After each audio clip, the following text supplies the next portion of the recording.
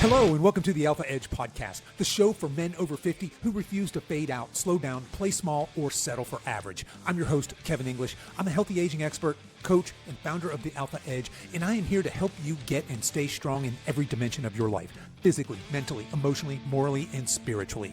You're here because you're ready to reclaim your power, to own your masculinity, and lead your life with strength and purpose. If you're ready to sharpen your edge, revive your drive, and lead like a man who's built for more, you're in the right place. All right, men, let's get after it. All right, men, let me ask you a question here. If your truck was slowly developing a mechanical problem that could leave you stranded or wrecked down the road, would you want to know about it before the engine blew? Or would you rather wait until smoke was pouring out from under the hood? Because when it comes to heart disease, that's exactly how most of us guys are living. Heart attacks and strokes don't come out of nowhere. They're the final chapter of a story that's been unfolding silently, often for decades. And that's why today's episode matters. This week, I'm bringing you a conversation that every man needs to hear, whether you feel fine or not.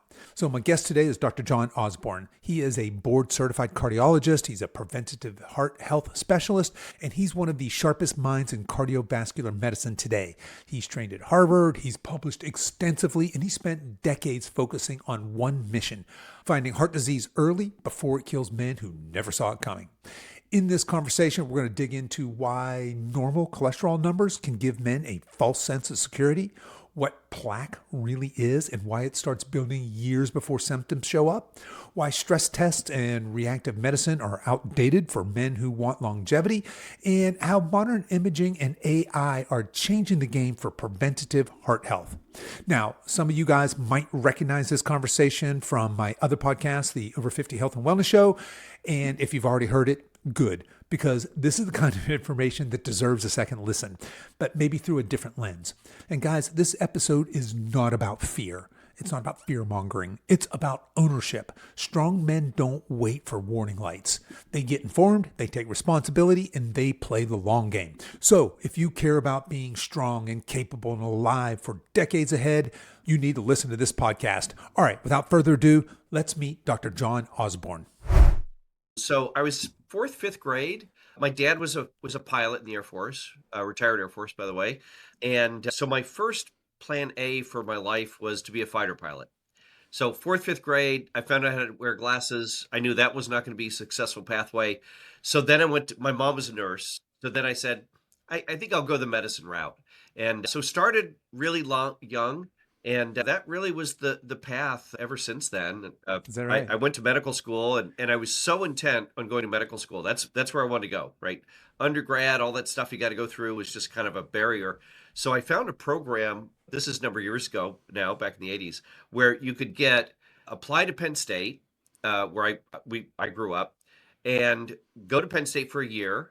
And if you did well, then you could go to medical school the next year. So it was a 5-year undergrad MD program. So that's what I did. So kind of skipped out 3 years and saved a lot of time, money, and all that. And then when I got to medical school in Philly, I was 19. I couldn't drink. Most everybody else there could, obviously, in the medical school class. So I thought maybe I'll do some research, talk to my mentors. And they said, well, if you're going to do some research, get into our MD PhD program. That way you'll get 2 pieces of paper during medical school. And I said, oh, that's brilliant. So I did that. And so by age 26, I'd done my undergrad, my MD, and my PhD, and then went up to Boston and Harvard, where I did the rest of my internal medicine and cardiology training. So. Right on. And I was poking around on your website here, preparing for this interview, and you've got quite the papers, as you say, right? So quite the pedigree to talk about what we're going to talk about. I have a lot of expensive wallpaper I like to put. You have a lot of expensive wallpaper. Yeah. Yeah. So. All right. Well, that makes you qualified to be our guy to talk about this. So obviously always interested here in medicine. You knew that was the path. It sounds like you excelled at it, fast-tracked it. You got a lot of certifications here. Why cardio health? How did you become an expert in this area? Yeah, so I went to Harvard at Brigham and Women's Hospital, where I did all my training, which arguably I'm going to say is the best. It's an arguable point, but it's the best place to train and do cardiology, because that's where I wanted to go. In fact, when I started my whole pathway, even in medical school, I said, I want to go to the Brigham, right? It's like Babe Ruth pointing out, I'm going to put the ball back there, right? So that's So as it turns out, I was able to get there, did my training there. And remember, this is back in the 90s. So we had fairly limited tools for diagnosis, right? We had stress tests, which we still do today, and lots of different kinds of stress tests. And we had the heart cath, right? Which a lot of my colleagues would say is the gold standard, right? So we put tubes or catheters up in your heart, inject dye, blah, blah, blah, right? Invasive, expensive, risk of complications. And in fact, when we did heart caths, the technology was it was actually filmed on 35 millimeter film, not digital. It's out now, right? But Yeah. we would actually Yeah. take the pictures, run the film, develop the film, and then we could actually review the film on these little devices that showed us films. So what was interesting is at the Brigham at Harvard, we get people coming from all over the place, right? Different countries, all the different states, and they come in and they get their heart cath done, right? Because they were worried they had heart disease or blockages. So we do the heart cath, and we go, it looks fine, right? Well, as I was looking at it, I go, well, there's some little lumpy, bumpy stuff there, right? It's not completely smooth, right? It's got some lumpy, bumpy stuff, but we call it normal. Go home. It's all good. No problems. But that kind of stuck with me. I'm going, I think that lumpy, bumpy stuff that we're seeing is important. Well, as it turns out, critically important. So that really was my genesis back in the mid 90s of, wait a minute, plaque is something that starts decades before we have symptoms, chest pain, angina, flunk a stress test. Shouldn't we be detecting it early? And that's kind of where I came up with the concept of, shouldn't we be thinking about, is there a way to do what I call, and you may laugh at this, you know, I make the analogy to colonoscopies, right? Everybody gets this, right? Everybody gets to be screened. Yep. We don't want anybody getting cancer. The whole purpose of a screening colonoscopy is find the polyp, take care of the polyp if you have them, and we don't get cancer. Everybody gets that, right? We screen everybody. But that then raised the question in my head, is there a cardiac colonoscopy? Is there a tool? Is there a way to visualize early plaque long before it causes blockages, long before we have symptoms, chest pain, angina, long before we have or flunk a stress test? Can we detect this, the polyp version of plaque, literally years before we get in trouble? So that was really my light bulb that went on 30 years ago. So I started out as we called it back then, we call it non-invasive cardiologist, right? So I didn't do stents. That was my interest. I was on the preventative side. So we did stress testing, echocardiography, ultrasounds, nuclear cardiology. So all of those non-invasive tests to try to figure out what's going on. And so we were called the non-invasive guys, right? Now I found out about 15, 20 years ago, I was actually a preventative cardiologist. I just didn't know what to call myself. So then we evolved that into preventative cardiology, which basically uses imaging, which we'll talk about. What is the state of the art of that imaging to do essentially what I like to call the cardiac colonoscopy to find the early plaque long before we get in trouble. And I would argue, I'm gonna be a little controversial here, Kevin. If you think of heart disease like cancer, right, with that analogy, I would argue in the world of cardiology, in the world of atherosclerosis or plaque, I will argue we really, really understand it well. There's always stuff to learn, but we really, really understand it well. What causes it, what contributes to it, how to fix it. And we have an incredible array of proven therapies that stop, and not just stop, but reverse plaque, right? Those are here today. Our problem, if you think of this as cancer, is I'm going to say we have the cure for cancer, but we're not looking for it. We're waiting till it shows up as a symptom, as a chest pain, as a stroke, as an abnormal stress test, where that's never early detection. That is really, really late detection. And that's kind of By then the damage is done and we're reacting we're as opposed to being preventive. At that point, the disease is so far advanced that we probably need stents and balloons and surgery and all the mechanical things that if we'd found it earlier and treated it medically with diet, exercise, lifestyle, not smoking, of course we have a ton of medicines, tools to affect plaque as well, then heart diseases we don't, which includes stroke as well, right? You get a blockage in the heart, we call it a heart attack. If it's in the neck, it's a stroke. So it's really the same disease. It's plaque. But if we applied this and started doing this on a routine basis, heart disease as we know it, strokes and heart attacks, balloons, stents, bypass surgery, catastrophic cardiovascular events that seemingly come out of nowhere, although the plaque has been there for decades beforehand, just not causing symptoms, that heart disease, strokes, all the things that come from that, heart failure, cardiovascular death, sudden death, all those things could be eliminated. Yeah, I love this analogy to colonoscopies or even breast cancer screening, Exactly, right? So right? we have We're these really preventative smart in things. the world of cancer, right? We do colonoscopies, Mm, pap smears, mammograms, yeah. right? We now do low dose Yep. CT in smokers to identify early lung cancer with a proven mortality benefit. Cancer kills hundreds of thousands of people in the US. However, heart disease, strokes, and heart attacks Yeah. kill more people than the next 7 causes of death combined. And what are Right. we doing to Yeah. find it early? Nothing. Interesting. All right. So I want to put a pin in the technology piece of this because we're going to come back and pull this all apart, the preventative piece and the imaging, all that. But let's just back up a little bit because you just mentioned, I think most of my audience probably has heard by now that heart attacks are what the leading Yeah. cause of death Yeah. worldwide and certainly here in the United Worldwide, States, right? roughly about a million or so in the US every year, year in, year out. In fact, the only thing that killed more people over COVID was heart disease, right? Its Mm-hmm. title as the most common cause of checking out of this mortal coil. And worldwide, again, leading cause of death, 20 million people every year, year in, year out, will die of preventable strokes and heart attacks. Strokes and heart attacks. Okay. So let's start here before we dig into the fun stuff, the nerdy stuff, I'm going to call it. What lifestyle, or let me back Yeah. up. Why are so many of us why are a million of us dying of a heart attack and a whole bunch of us are building up plaque without knowing it? What are the main causes of stroke and Yep. heart attacks? So kind of 4 big modifiable factors, right? I'm going to tell you a secret. The major contributor to heart disease that no one ever talks about is, as I call it, birthdays. It's age. But that's Okay. not Yeah. modifiable. I can't Right. fix that. So I'm going to focus on the things we Right. can fix. And as you'll see as I walk through these, very simple, straightforward. A lot of these, this is where you come in, right? This is good choices, diet, exercise, being height weight proportionate, not using tobacco, all of those things can dramatically change your trajectory towards plaque, strokes, and heart attacks, right? So the big 4 factors, and there is overlap obviously between all these, right? We have tobacco use, right? And I say tobacco broadly and generally, it's not just smoking, it's the nicotine. So if you vape, Mm-hmm.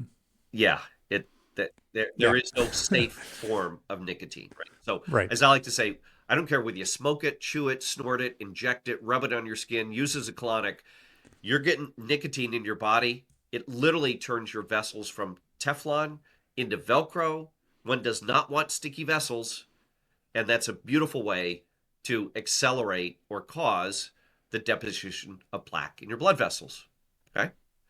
The other Okay. two, so obviously tobacco, just please don't go there. Okay. If you Right. do, seek help, work it. Because, in fact, I'll tell you, if you quit smoking, now most of the day we have is smoking. So I'll say smoking. But again, I'll say generically tobacco. But if you quit smoking, wonderful data, in 1 year, simply by quitting smoking, right? Doing nothing else, you will lower your risk of a stroke or heart attack by 50%. So that's 50% off Yeah. in a year Yeah. by simply not doing Yeah. that. So there you go.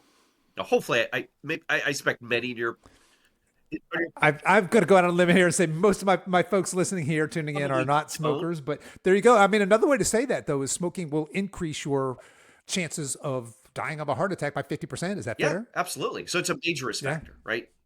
Sure. Yes. That's a Hopefully you big don't. one. But it is surprising though. People say, "Well, I just chew, it's fine," or "I just Hmm. do vapes, it's fine."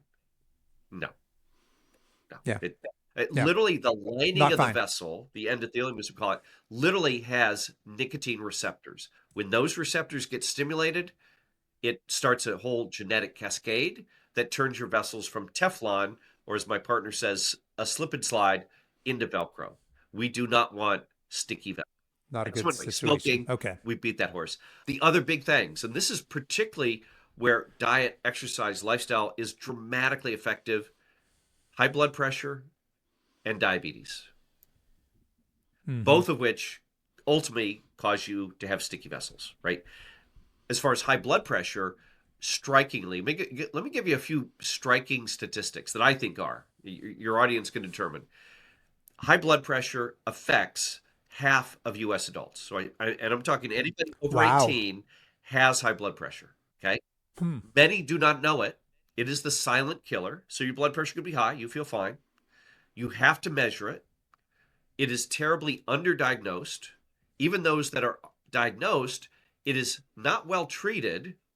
And even those that are diagnosed and treated, only 20% actually have good control of their blood pressure. So it is a massive public health issue. And frankly, even if you're height weight proportionate, you work out every day, do all the good stuff that you've been, talking about, encouraging, motivating, all that stuff, great to prevent high blood pressure, great if you have it to lower it. However, a lot of blood pressure happens to do with genetics, DNA ancestry, who your parents were, okay? Or as I like to say to many of my patients, right, who do all the right stuff, who follow the Kevin protocol, I say, the problem is, my friend, you chose the wrong ancestors. Okay. Right. Yeah. But if you don't want to get high blood pressure, or if you have it and want to treat it non-pharmacologically, again, the Kevin pathway, right? It's fantastic. It's Sure. highly successful. However, sometimes genetics catch up with you. The other thing is birthdays, right? From the age of 40 onwards, and Kevin, one of these days you'll hit 40. From the age of 40 onwards, the lifetime risk of developing high blood pressure in the US is 90%. Say that again. From the age of 40 onwards, the lifetime risk Yeah. of developing high blood pressure in the US is 90%. Wow. 90, not 19, 90. Wow. Okay. 90. So look, I'm 60. I've got great blood pressure. I'm beating the Yeah. odds. You're Fair. in the Yeah. 10%. Okay. You're already in the 10%. God bless. I'm in the 10% club. All right, guys, that's our goal here, Yeah. right? I think everybody here should certainly. I had no idea it was that Yeah. prevalent. We happen to have one of those little collar Yeah, cuff things right? my They're wife fantastic. bought at the drugstore. Yeah, they're not very expensive. You can just And do it at actually, home. It's home really blood easy to pressure test. monitoring, because one of the pieces of paper, the expensive wallpaper, you can actually get certified in clinical hypertension. No one does. No one pays to do it, but I love it, and it's absolutely critical to preventative cardiology. So it's one of the little things I did in the past, right? Hmm. So I'm a huge blood pressure hawk, right? Uh, so home blood pressure monitoring is more accurate. Tell this to your doctor or your provider, is more accurate than what we call seated cuff blood pressure in the office. It is more accurate, Yeah, I get it. I right? yeah. I might be nervous All in of this medical white environments. coat, All of that, right? There could be a number of reasons. and you're Yeah. going to get a lot more numbers at home than the time that we Hmm. just check it once in the office, the Once a once year a year, for right? most of us. So Yeah. home blood Yeah. pressure is the secret. It's cheap, it's effective, it's fantastic. It is the best way to measure in a practical way what your blood pressure is, or if you have high blood pressure, are we controlling it adequately? And these monitors, they're slick. They're You can link them to your phone, Bluetooth enabled. They Yep. save all the Yep. data there. They'll chart it, graph it, do all kinds of crazy stuff, and it's a $70 investment. Yeah, well worth it. I had no idea it was that And, prevalent. la- And that and lastly, Kevin, I'll say, so big picture, right? If you think about the entire US population, if we eliminated high blood pressure tomorrow via diet, exercise, medication, however we do that, if we just eliminated it tomorrow, we would tack on to everybody's lifespan, just by doing that alone, 3.2 years. Okay. wow. Which is a lot. And to Mm-hmm. put that in frame Mm-hmm. of reference, women getting mammograms, which they absolutely should. Okay. But if you look at the net benefit across the entire population, obviously men don't benefit from that. But if you spread that benefit across everybody, what additional lifespan does that give the average person in the US by doing mammograms for women? It adds 1 month. Hmm. Should we get Yeah, mammograms? so we can make a Absolutely. much bigger impact by simply But right high blood by pressure, home. underappreciated, underdiagnosed, silent disease. We don't know we have it unless we measure it generally. And even then is still poorly treated, and controlled. So that's my 2 cents on high blood pressure. Well, thank you for sharing that for us because I think a lot of us learned a bunch right there. Just the shocking prevalence, and then for those of you that don't have a home testing kit, just go get one. Go out to any Well, drugstore. They're I, pretty. I'm sure they're I, online, I will right? tell you, I don't know if it's okay, but the device that I recommend, it's great, it's accurate, it's small, it's got a Bluetooth thing. If you're interested, there's a lot of great devices out there, but I like this when people say, "What should I get?" It's called Omron. It's a big manufacturer of these blood pressure devices. Omron, Omron, and they make a device called the Evolve, EVOLV, Evolve. 7,000 of all blood pressure cuff. Go to Amazon, wherever, or your local, pharmacy, Walmart, whatever. But that's my favorite. But basically, the home blood pressure devices, and there's a ton of them. They're all very quite good. But that's the one. If someone wants my specific recommendation, I love that device. It's great. Got it. Okay, thank you for that recommendation, folks. I will throw that a link to that. I'll track it down and throw that in the show Great. notes. You guys can find that on whatever app you're listening to this on. So yeah, thanks for that. All right, so far we've gotten through tobacco. So I think high blood we pressure, were ready for that one. diabetes, right? Yep. Yep. Diabetes and There's blood certainly pressure. are Yeah. genetic influences, right? I run into people, everybody in my family has diabetes, right? So Mm-hmm. there clearly are genetic influences, but there's a huge amount that lifestyle plays a role, right? Even if there's a Sure. really strong family history of diabetes, with the stuff that you recommend and diet and exercise and eating well can dramatically lower that risk. And having Yep. diabetes, again, is a terrible disease, not just for the heart, leading cause of blindness, leading cause of dialysis and kidney failure, and of course, a leading contributor and cause to strokes and heart attacks. Yeah. So Uh, diabetes is a really bad thing. In fact, I'm very, very careful on all my patients to monitor that. And even if they start developing, quote, pre-diabetes, which we can detect before they ever develop diabetes with some very simple markers, right? By the way, blood pressure is one of those markers, right? High mm, blood pressure precedes diabetes in the vast majority of people. In fact, patients with diabetes, 90% have high blood pressure high blood pressure. Yeah, that's not because surprising. they Yep, all I can see begin that. to clump Sure. together, Yep. right? So being height weight proportionate, exercising, watching the sugars, the starches, the white stuff, the processed foods, right? Really, really Yep.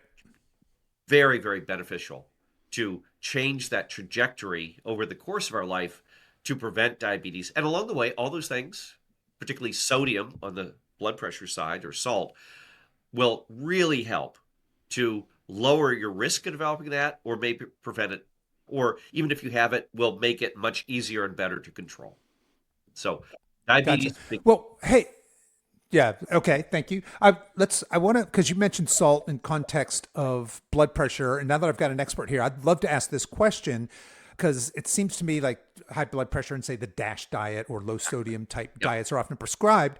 And is it the case that, for example, I don't suppose anybody's causing high blood pressure by over putting too much Himalayan rock salt on their grilled chicken breasts and broccoli. I suspect it's because if I'm having a high sodium diet and I'm eating the standard American diet, there's this now all of a sudden, not only am I eating high sodium, but I'm eating a whole bunch of probably ultra processed crap that's not serving me from a health perspective. Is that fair? What is the role? I've often wondered how much is salt per se causative of high blood pressure? Have we pulled all that apart? It is a very large part of that. Again, there could be other factors and genetic factors and ways, right? Mm-hmm.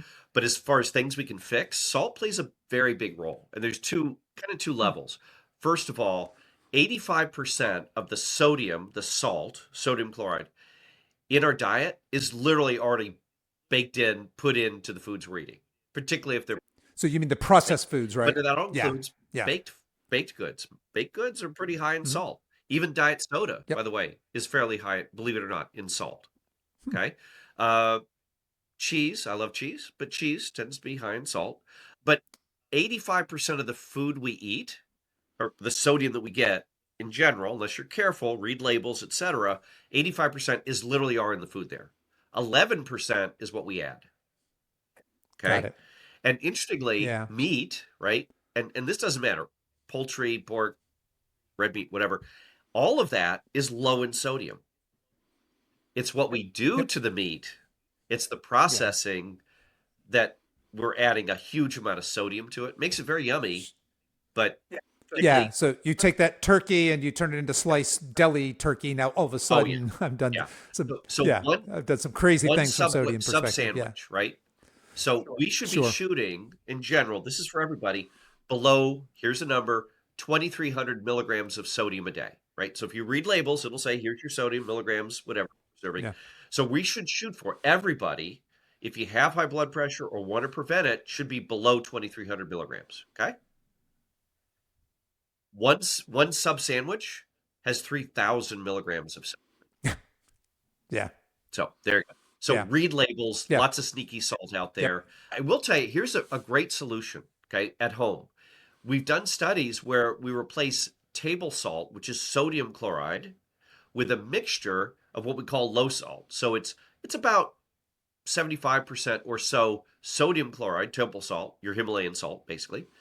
And then we replace about 25 to 30% of that with potassium chloride. Potassium lowers blood pressure, sodium raises it. So we've actually done studies with this, very large trials.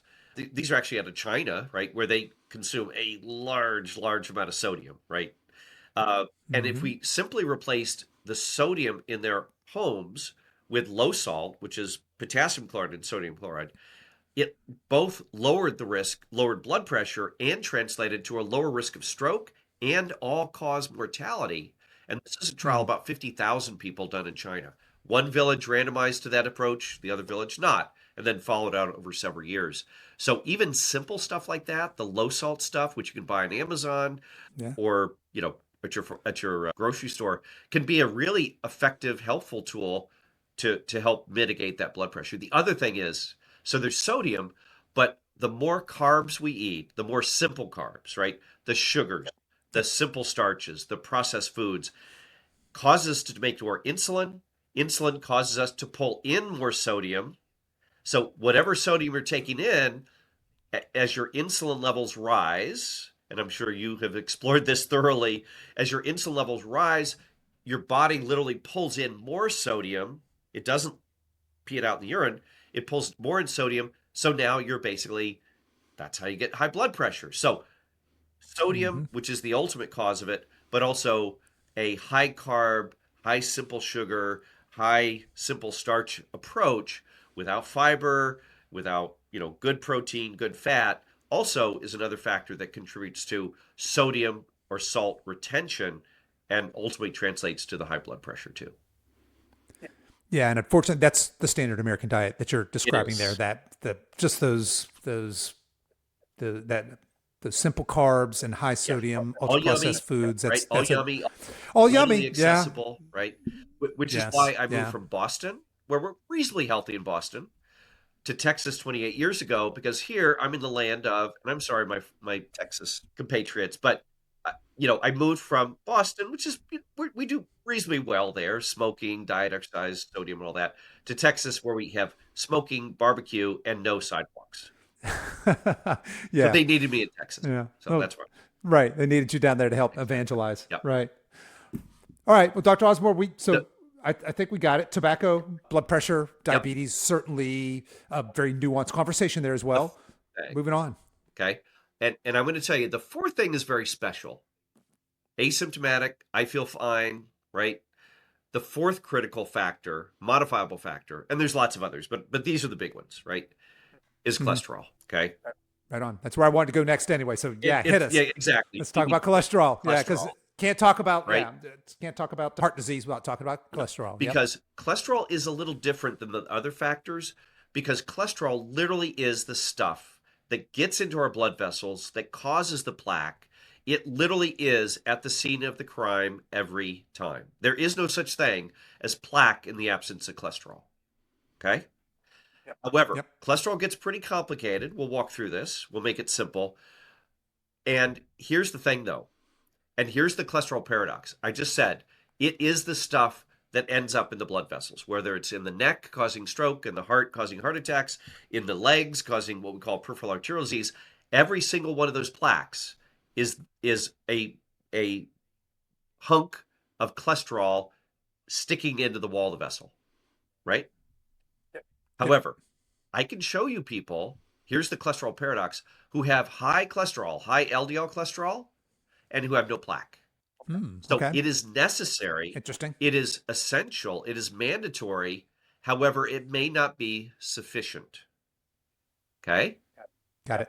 Yep. Conversely, I can show you lots of people whose cholesterol looks perfect, looks average, or even well below average, who have extensive plaque. So this is the cholesterol paradox. Okay. And here's what's happening. There are really two factors, which you already talked about.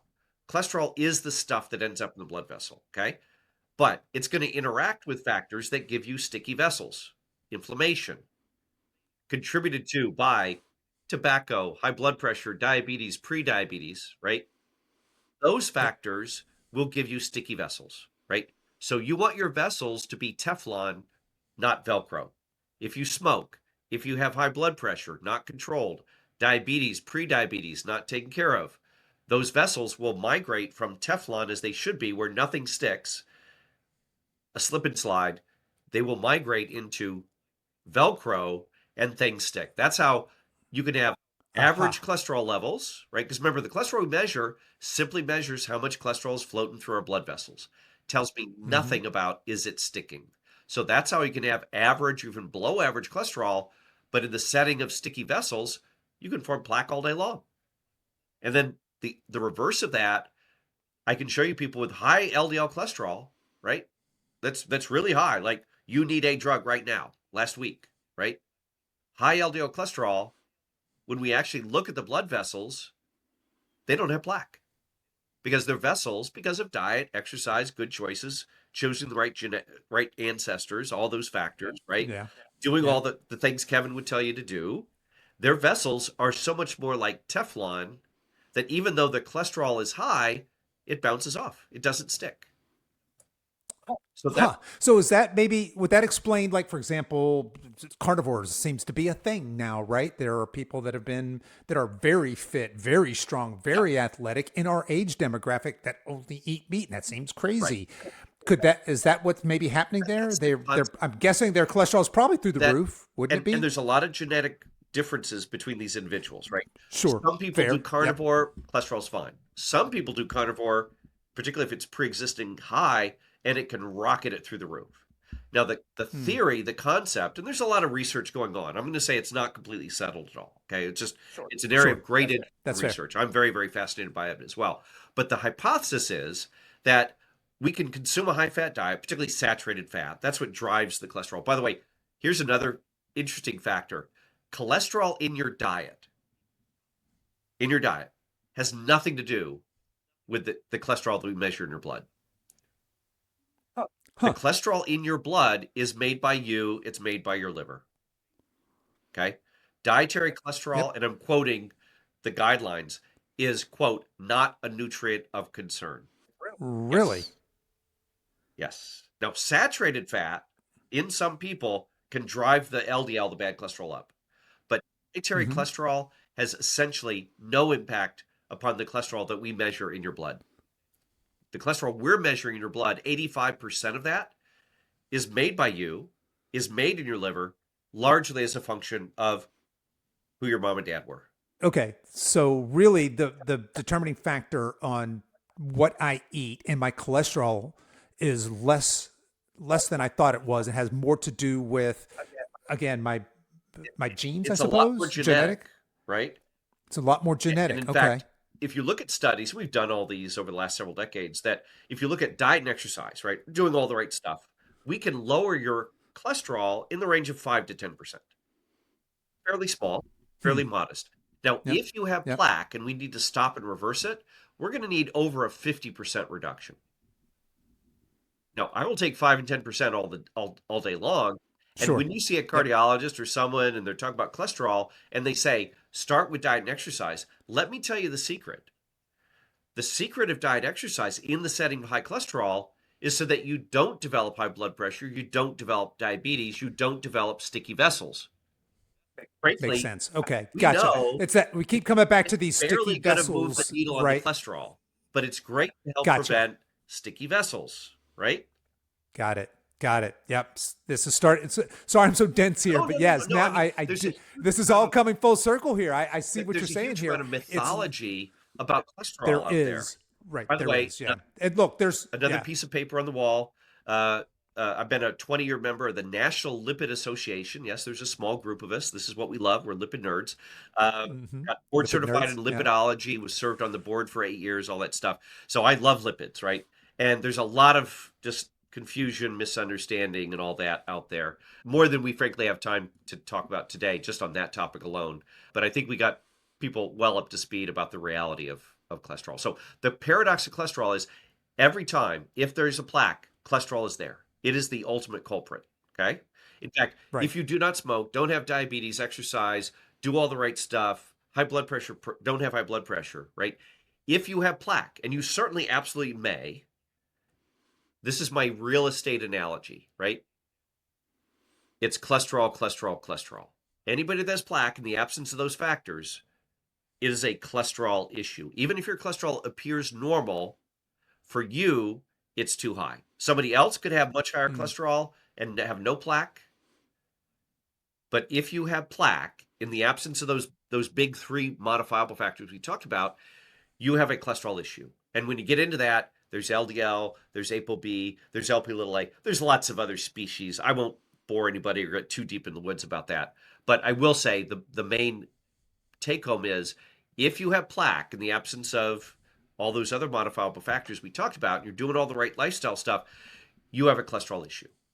Very interesting. Okay, so that number that I get when I go to my annual physical, because the blood lipid panel's done every time you go, right? Absolutely, right? Especially in this age demographic, we're going to get our total cholesterol, we're going to get our LDL and our HDL, Triglycerides, and we have to remember which one's the good one or which one's the quote unquote bad right? one. Now, ApoB is a big thing, right? Because I think I don't know, Huberman or somebody has been talking about that on podcasts as well. So now that's in our vocabulary. We got to worry about that one as well. But it seems to me that that number and that reference range has a lot less to do with my likelihood of developing heart disease than the fact of whether I've got slippy, slidey, what you call them, slip and Yeah, slide vessels, or if like I've got the Teflon vessels, right? right? Yeah. So it's a plaque issue. Yeah. All right. So then in that case, let's go ahead. Let's transition. Let's talk about plaque. So what is plaque? Is plaque just a cholesterol molecule? And I know you talk about the difference between hard and soft plaque. Let's do a plaque 101 Plaque here. 101. So plaque is what causes heart attacks and strokes. It is the stuff Sure. that forms in our blood vessels. And here's a couple things about it. When plaque starts, think of a donut. Okay. If you're in New York, we'll say a bagel. Okay. But think of a donut, and we have a donut hole, and we got the donut or the bagel itself, right?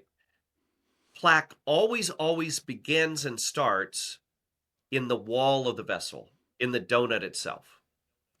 And what will occur over years to decades, which in some ways is good, some ways is bad, is it's good in the sense that when plaque starts forming, developing, which is the deposition of cholesterol, the cholesterol comes out of the bloodstream, enters into the blood vessel wall, particularly if the vessels are sticky, tobacco, diabetes, high blood pressure, right? Yep. There are other factors too, but I'll keep it simple.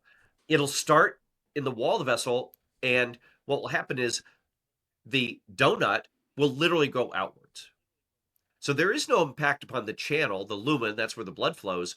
All of this is occurring in the wall of the vessel, and the vessel now turns into a warehouse for cholesterol. It doesn't say Got anything, it. doesn't notify you, doesn't give you any symptoms, but it's saying, okay, Yep. I got too much cholesterol for me, which again, your cholesterol could be high, average, below average. None of that tells you, is it forming? Is that process begun? So the good news is it grows outwards, right? Doesn't notify you, doesn't cause symptoms, doesn't grow inwards, and it will do that literally for years to decades. In fact, the whole donut, if you think of the wall of the vessel, literally the vessel itself can literally double in size as all of that cholesterol is being warehoused in the wall of the vessel before it ever begins to grow inward. Now, in a sense, that's good. We're delaying the inevitable. The bad news is the process starts 20, 30 years before we ever have symptoms, chest pain, angina, flunk, or stress test, right? So Yep. if we wait till we have a blockage, and by the way, our vessels are bigger than they need to be. We have tremendous reserve, right? we can afford up to about a 70% blockage in the vessel before it restricts blood flow. So we have Okay. lots of reserve, which is great. The bad news is That is by great. the Yep. time we start having symptoms, chest pain, angina, let alone have a heart attack or a stroke or flunk a stress test, we don't have a little plaque. We have extensive Yeah. plaque that literally has been there Yeah. for decades, growing, festering, without symptoms, without any knowledge of it.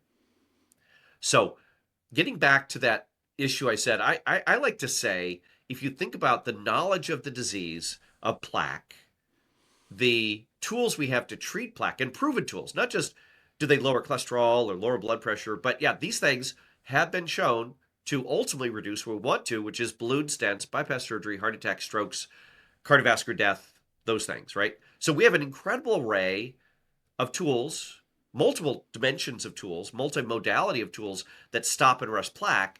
Our problem is as I like to say, we have a cure. We've had the cure for cancer. It is true. I'm not wearing a tin hat. We have the cure for cancer. Our problem is we're not looking for it. We're not doing the analysis. We're not doing that early We're screening. not doing the Right. screening, Yeah. right? That We're not is doing the our screening. Yeah. major problem because it literally will show up decades and can be seen and visualized and detected decades before we get in trouble, but we're not doing it. Unlike what we do in the world Gotcha. of cancer. So, so for an example, a 40-year-old, if they were screened for plaque, regardless of what the numbers they got Right. back on their annual Your cholesterol numbers, physical set on their pretty blood much levels, useless. does Pretty much useless. right.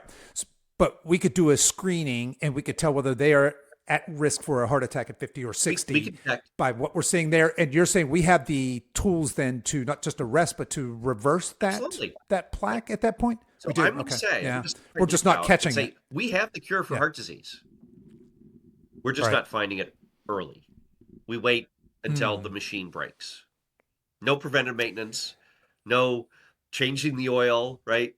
We just wait till it breaks and then we go, oh my gosh, the machine broke after 50 years. Hopefully it's not permanently broken, right? And then we stent you and bypass you and do balloons and all those mechanical things because we have now such extensive disease that has been developing over decades.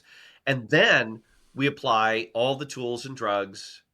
Of course, given the foundation of all this is to prevent the first, or if you have it, the diet, the exercise, all of those good things Sure. that proselytize. We wait until the machine's broken. Then we say, oh my gosh, it broke. Who'da thunk? Right? Hopefully you survive that. Right. Half of men, 2/3 of women, the first symptom of heart disease, plaque, is you die. So historically, we've actually sacrificed half the men, 2/3 of women, from a disease that's been there for decades that we never detected. Their first symptom is they get a toe tag. The survivors, the lucky half of men, the lucky 1/3 of women, then they get stents and balloons and bypass surgery because they have extensive disease. Then we say, oh, well, let's take care of your blood pressure. Let's treat your diabetes. Let's treat, and I'm talking drugs, right?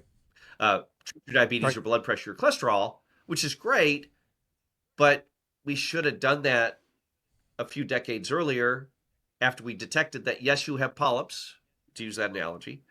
Let's take care of the polyps. And unlike my GI colleagues, right, if they find polyps, they do not have drugs to stop or reverse polyps. In my world of plaque or atherosclerosis, we have pharmacologic Drano. But we're only applying it after the event, which is crazy. We do that for cancer. Why do we do it for heart disease, which is the leading cause of death in the U.S. and worldwide?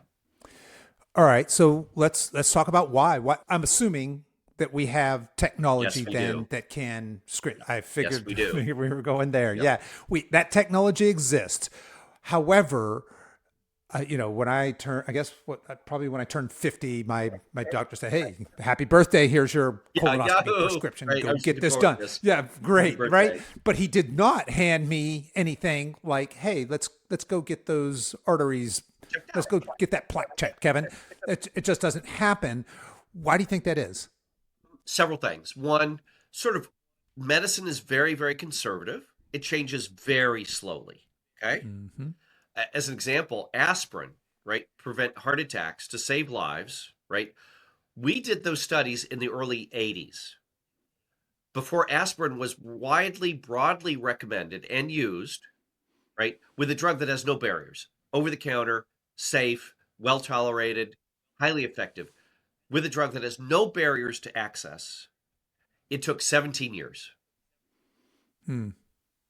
So we move very, very slowly in cardiology, right? Yeah. So Yeah. one is organizational, institutional apathy and inertia. Part of it is training. When I trained in the 90s, we learned stress test and heart cast and all that stuff.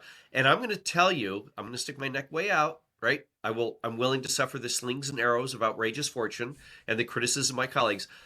Stress tests and heart casts are 20th century technologies. Sure. I stopped Yep. I'm doing them with you. 20 years ago, right? Yeah. We have better Yeah. tools, They have better tools. far better tools, right? Mm-hmm. The other thing is, to be honest, stress tests, the revenue is very, very good. The heart cast, the diagnostic heart cast, we do 2.5 million of those every year in the US, generate tremendous revenue. Okay. Why do you Sure. think your hospital built a new building, a new heart hospital? Yeah. Because it's a cash center. It's Yeah. not to prevent There's. disease, it's because they're detecting it late.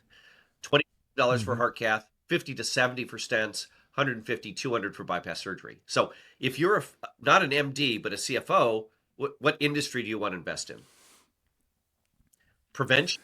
Yeah. There's an ugly financial reality the way that our Uh, whole and then also medical too, pharma system is when set I up. Yeah. trained 30 years ago, and older cardiologists, we learned about stress testing heart caths, and most of my colleagues, that's what they do because that's where they're trained.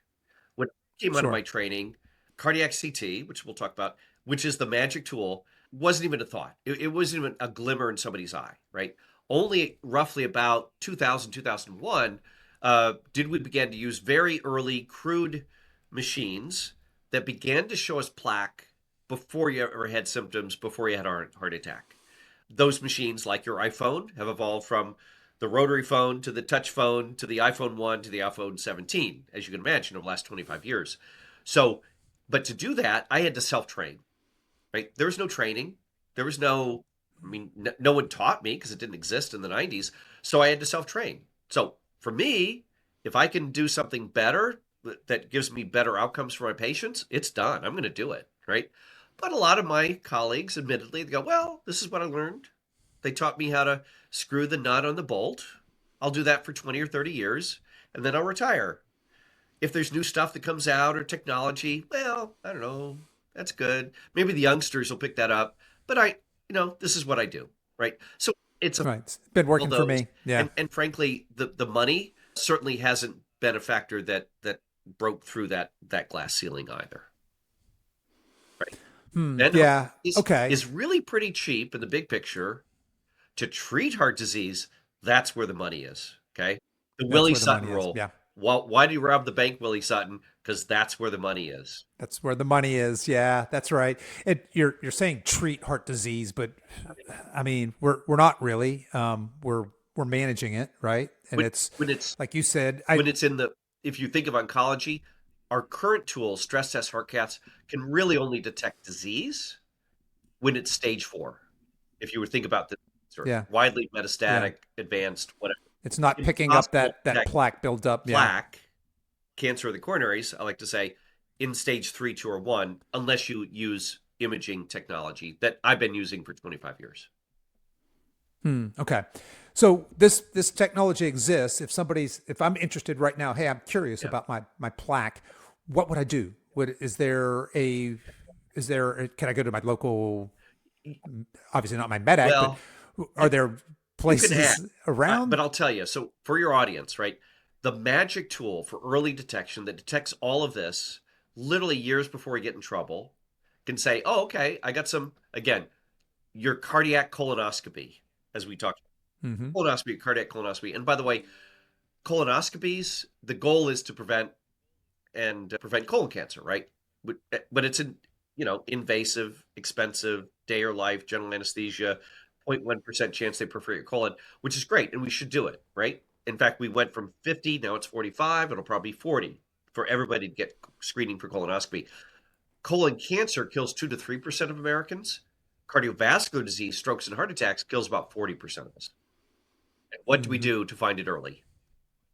Cricket. Nothing. Yeah. Okay. So Yeah. the real best tool out there right now is cardiac CTA or CCTA cardiac CTA, coupled, and the and we've been doing this for a long time. This is not a new technology. I've been doing it for 25 years. Okay. I was one of the very first early guys to do it. When they started doing it, they're going, what the heck is this? Right? Well, yeah, guess what? Now people are beginning to jump on board, which is great, and replace heart caths and stress tests and all that. So cardiac CT, but the big advance, what I call cardiac CT 2.0, is taking that cardiac CT data done with a CAT scanner, by the way, not an MRI, but a CAT scanner, literally with the newest machines that we use. The scan itself literally takes a fraction of a second. Okay. Basically, Okay. put an IV Yeah. in your arm, that's it. Okay. It's cardiac CT, but now coupled with, as you can imagine, AI. The Sure. AI literally can see plaque that we cannot see with our eyes and will quantify it very precisely down to a tenth of a cubic millimeter, which is almost an infinitesimal volume. And for the first time ever, we can now track plaque. So not only are we exercising, not smoking, we're losing weight, our cholesterol's better, whatever, blood pressure's great, but we can now say for the first time ever, we can say, here's how much plaque we had in 2022. Here's how much plaque we have in 25. Is it getting better? Is it the same? Is it improving? That was impossible to do until we had the combination of cardiac CT and now AI. Now we have an amazing machine. So our machine, by the way, is a 640 slice machine. Really very, very cool. I started out 20 years ago with a 64 slice machine. iPhone 1, iPhone 17, 640 slice machine. Our particular machine, and I don't know if I should say who it is, but anyway, it's a phenomenal machine. We were the very first installation of this machine in North America. There's now 8 in the US. So it's a really phenomenal machine. But other machines, which are not as slick as ours, not as lower radiation and all that, but can do cardiac CT. We just have the Ferrari of those machines. But there's lots of Gotcha. Tauruses and Yeah. Camrys out there. Okay, they're fine. But the other thing to do is now couple that data, get the scan, upload to the cloud, and then do the AI analysis. It is absolutely amazing, right? That is the state of the art as far as early diagnosis for heart disease. And the AI tool we use is something called Clearly, Cleerly. Amazing. So it's really the coupling of cardiac CT, simple non-invasive test, fairly inexpensive, a tenth of the cost of a heart cath, by the way, of which we still do 2.5 million in the US. I stopped doing them 20 years ago. By the way, we do 10 million nuclear stress tests a year, which only detect severe advanced disease. We'll miss severe advanced disease 25 to 40% of the time. That's a false negative.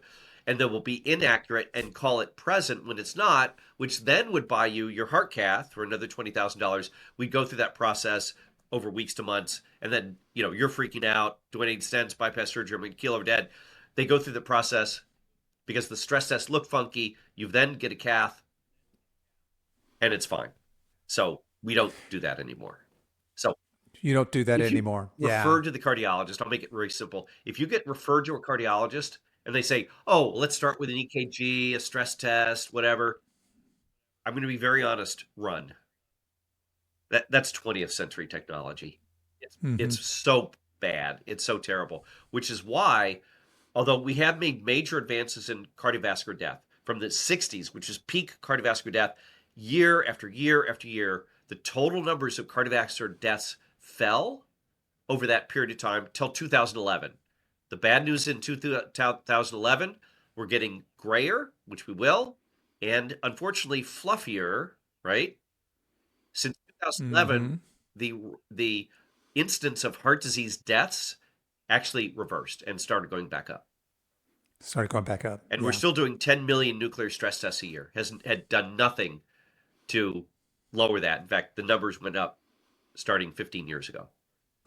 So, as a person who's interested in optimal health and healthy aging, I suppose it's going to be tough for me to go to my general physician and get this test. Am I going outside of the, because I'm finding more and more that those of us that want to live above the means, the current medical system and the insurance system is not our ally. It's not our friend. So is there a way for me to go around the medical system and just go straight to a cardiac CT plus AI Well, that's what solution, we which do. I'm paying out of Yeah, pocket?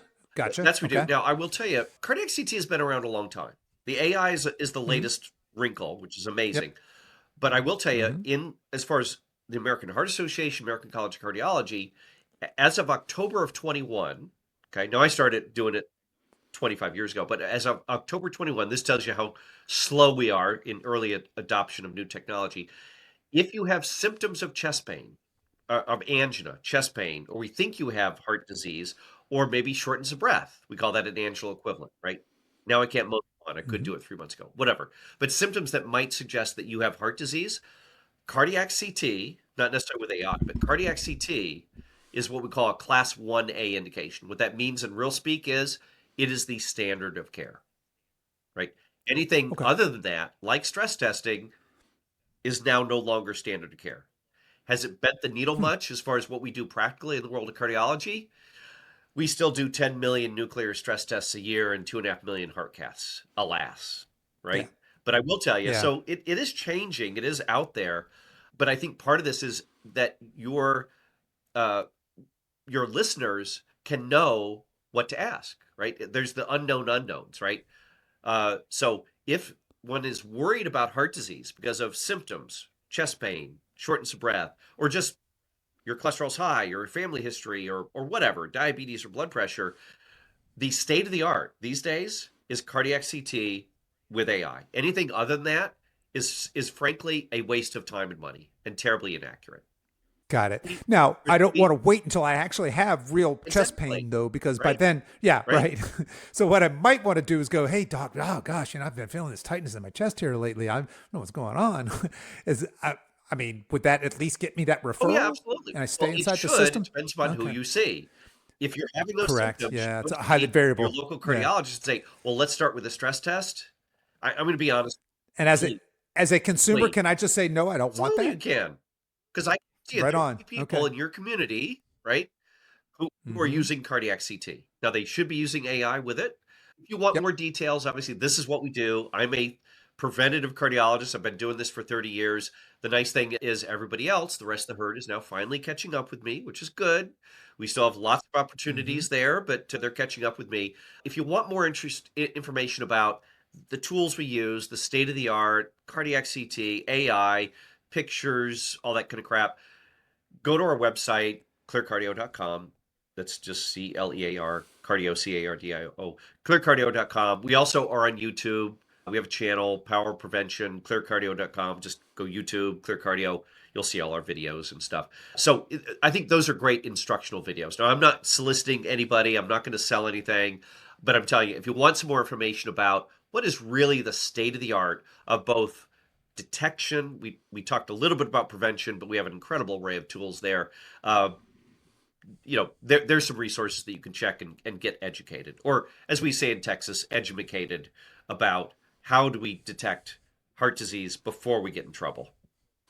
All right, folks, let's get educated then here. I will throw all of Dr. Osborne's information, that website, the clearcardio.com, the YouTube channel, any other social channels. I'll put all that in show notes. You guys can find that in whatever app you're listening to this on. Of course, you can hit us up on our website as well. But Dr. Osborne, I want to thank you so much for coming on, taking the time to share this enlightening information with us. I want to go out on a limb here and say we all learned a lot today, even those of us that maybe are considered ahead of the curve when it comes to just preventative health, etc. So, man, thanks so much for the work you're doing, and I just encourage you to keep up the great work. Well, thanks for getting the message out. Thanks for having me, Kevin. And when I always finish up with anybody, right? I always say two things. One, my ultimate goal is to eliminate heart disease, right? And I need everyone to help me to do that. There are 33,000 cardiologists. There's 600 preventative cardiologists in the US. And by Hmm. the way, no one who has my pedigree and expensive wallpaper. Again, not that that matters, but this is what I have dedicated my life and profession to and my passion. So, A, help me eliminate heart disease. I can't do it alone. Please spread the word. So, thank you for letting me spread the word today and et cetera. And ultimately, I'm going to ask you, Kevin, please work to put me out of business. Okay? Yeah, amen. Let's go, Put me out of folks. You heard business. Okay? I'll find it. something Let's else to do do. it. We're going to put For him the out of meantime, business. put me out of All business. right. Let's eliminate heart disease and what I do is irrelevant, and that'll be great. That would be great. Be perfect for retirement, right? Precisely.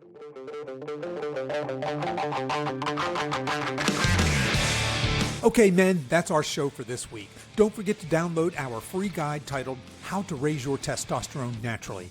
You can find the download link in the show notes for this episode on whatever app you're listening to this podcast on. If you've enjoyed today's show, here are 3 ways you can support us. Number 1, share this episode with a friend. Number 2, make sure to like and follow this show, and please consider leaving us a 5-star review. Number 3, give us a follow over at Instagram. We're at Alpha Edge Army. So that's Alpha Edge Army all run together. I really appreciate you men taking the time to listen. And until next week, stay strong.